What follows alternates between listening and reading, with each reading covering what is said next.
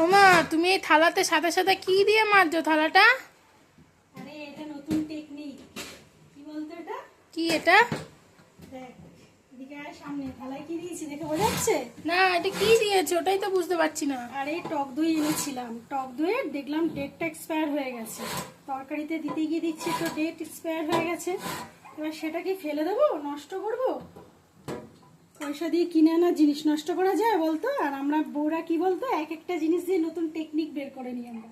কিছু না কিছু কাজে সেটাকে আমরা ঠিক ব্যবহার করিনি। কেন ফেলতে হবে বলো? এটা দিয়ে আমার কাঁসার বাসনগুলো আজকে ব্যবহার করবো, যেহেতু আজকে আমাদের ছেলের জন্মদিন, তাই আমাকে এটা বার করতেই হতো।